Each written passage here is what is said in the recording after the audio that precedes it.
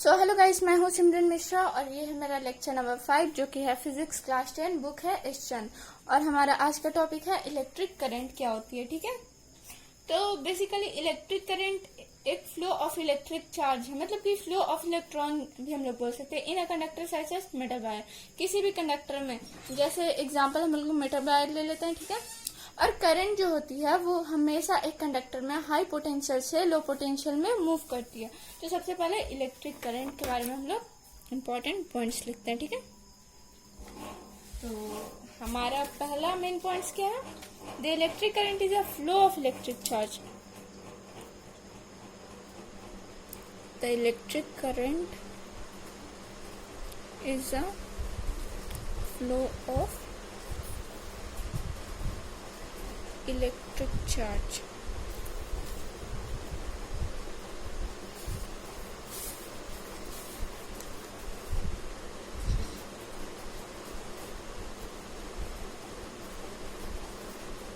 Called electrons in a conductor such as a metal wire. So basically electric current क्या है? तो वो एक फ्लो ऑफ इलेक्ट्रिक चार्ज है। फ्लो ऑफ इलेक्ट्रिक चार्ज है। Flow of electric charge जैसे electron हो गया, ठीक है, वही है electric current in a conductor. एक कंडक्टर में, कंडक्टर का मतलब हम क्या बताए थे आपको वीडियो नंबर 2 में या वीडियो नंबर 3 में हम आपको क्या बताए थे कि कंडक्टर का मतलब क्या होता है। वैसा कंडक्टर का मतलब वो जो कंडक्ट कर सके इलेक्ट्रिसिटी, जो कि गुड कंडक्टर ऑफ इलेक्ट्रिसिटी, जो अपने अंदर चार्ज को मूव करने का जगह दे सके। ठीक है, वो क्या होता है? कंडक्टर होता है। अगर आपने हमारी पिछले वाले लेक्चर्स नहीं देखे तो पिछले वाले लेक्चर्स आकर के देखिए, उसमें आपको सब कुछ समझ में आ जाएगा। Such as metal wire, metal wire. चलिए हमारा अब देखते कि इलेक्ट्रिक करंट, अब करंट क्या होता है। ठीक है, तो करंट जो होता है वो बेसिकली हम बताते हैं आपको ऐसे।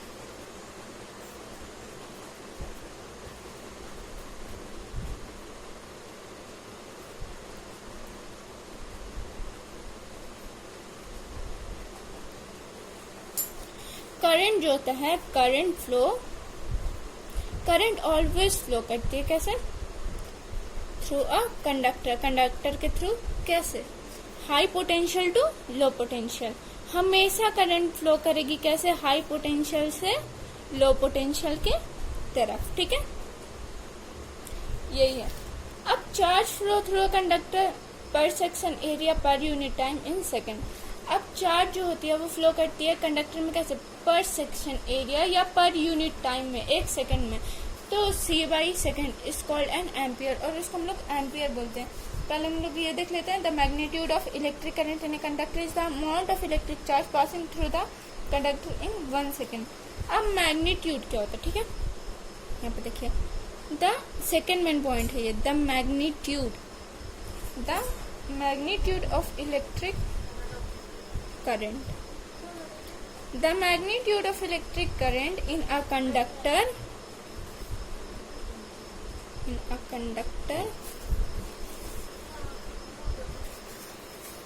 the magnitude of electric current in a conductor is the amount of electric charge,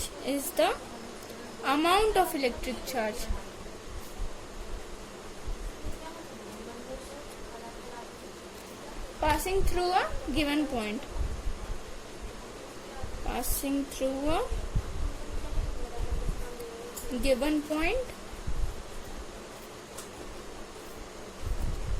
of a conductor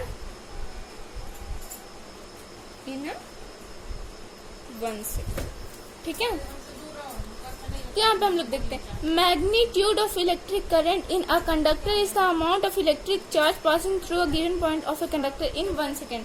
magnitude of electric current जो होता है एक कंडक्टर में, वो अमाउंट ऑफ इलेक्ट्रिक चार्ज होता है। अमाउंट ऑफ इलेक्ट्रिक चार्ज होता है जो कि कैसे पास करती है? 1 पॉइंट ऑफ कंडक्टर से दूसरे पॉइंट में, कैसे? इन 1 सेकेंड, 1 सेकेंड में। अब करंट को हम लोग देखते हैं। ठीक है, करंट को हम लोग आई से डोनेट कर सकते हैं, और क्यू का मतलब क्या होता है? कूलम होता है। टी का मतलब क्या होता है? टाइम होता है इन सेकेंड, और करंट का आई लिख सकते हैं। ठीक है, ऐसे भी हम लोग लिख सकते हैं इसको, आपको बता देती हूँ। आई करंट हो गया,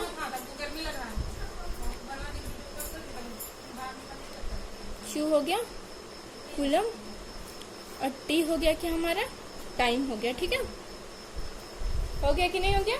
अब हम लोग देखते हैं सेकेंड इम्पोर्टेंट पॉइंट। ठीक है,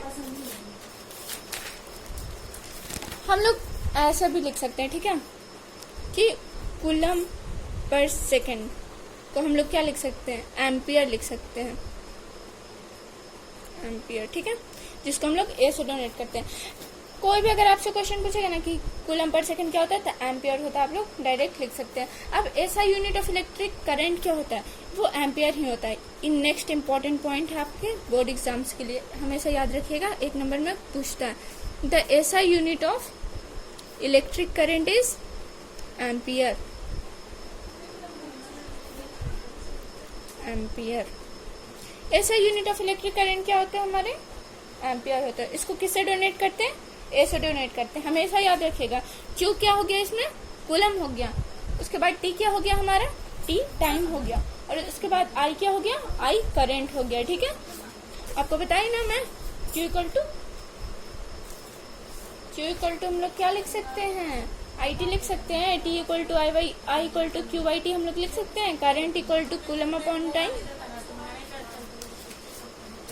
ठीक है, अब एक कूलम ऑफ चार्ज जब फ्लो करता है एनी क्रॉस सेक्शन एरिया में of a conductor in 1 second, the electric current flowing through it is said to be 1 ampere. अब 1 एम्पियर को हम लोग कैसे लिख सकते हैं, ठीक है, तो हम लोग बेसिकली 1 एम्पियर को लेते हैं। ठीक है, 1 ampere equal to 1 coulomb on 1 second. 1 ampere को हम लोग 1 कूलम अपॉन 1 सेकेंड भी लिख सकते हैं। ठीक है, अब 1 एम्पियर इज इक्वल टू क्या होता है, 1C अपॉन 1S लिख सकते हैं, second S coulomb C ampere A। ठीक है, यही हो गया। अब मिली एम्पियर के बारे में भी हम लोग कुछ जान लेते हैं। ठीक है, वो भी क्योंकि इम्पोर्टेंट है। अब देखिए यहाँ पे मिली एम्पियर क्या होता है। अब 1 मिली एम्पियर इक्वल टू कितना एम्पियर होता है, बहुत सारे क्वेश्चंस में आपको पूछ देंगे कि मिली एम्पियर क्या होता है। तो ये स्मॉलर यूनिट ऑफ करंट है milliampere. Smaller unit of current क्या है, स्मॉलर यूनिट ऑफ करंट क्या है, current is milliampere. Smaller unit of electric current is milliampere. Smallest unit या स्मॉलर यूनिट क्या है, मिली एम्पियर है, किसका, करंट का। अब 1 मिली एम्पियर इक्वल टू कितना होता है, हम लोग ये भी देख लेते हैं। 1 milliampere is equal to कितना होता है, 1 अपॉन 1000 एम्पियर। ठीक है, 1 milliampere equal to 1 by 1000 ampere होता है। 1 मिली एम्पियर को 1 m में हम लोग लिख सकते हैं या नहीं लिख सकते हैं, लिख सकते हैं ना। अपॉन 1000 एम्पियर को A से भी हम लोग डोनेट कर सकते हैं, आपको मैंने ऊपर भी बताया चुका है। अब यहाँ पे देखिए 1 MA 1 milliampere equal to 10 to the power -3 ampere लिख सकते हैं। ये ऊपर गया तो -3 एम्पियर, यही हो गया। अब 1 मिली एम्पियर इक्वल टू हो गया 10 टू द पावर -3 एम्पियर। अब हम लोग देखते हैं करंट किससे मेजर की जाती है। सबसे इम्पोर्टेंट पॉइंट, पोटेंशियल डिफरेंस को मेजर करने के लिए वोल्ट मीटर का उपयोग किया जाता है। हम लोग आपको लेक्चर नंबर 2 में बताएं। और करंट को मेजर करने के लिए किसकी जरूरत पड़ती है, चलिए जल्दी से बताइए। करंट को मेजर करने के लिए एमीटर की जरूरत पड़ती है, एम्पियर से बना एमीटर। तो current is measured by an instrument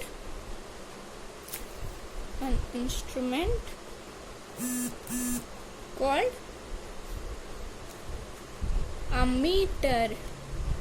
current को मेजर करने वाले इंस्ट्रूमेंट का नाम क्या है, अमीटर नाम है। ठीक है, ये भी बहुत इंपॉर्टेंट है बोर्ड एग्जाम्स के लिए। अब देखिए, an ammeter should have a very low resistance.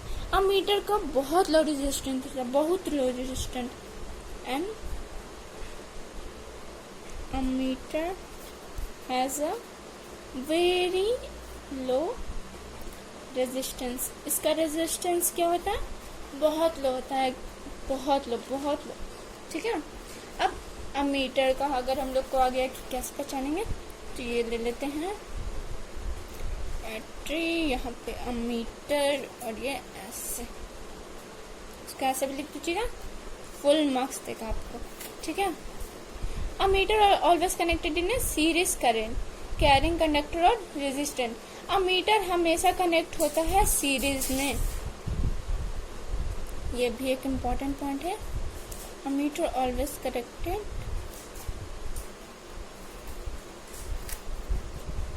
In a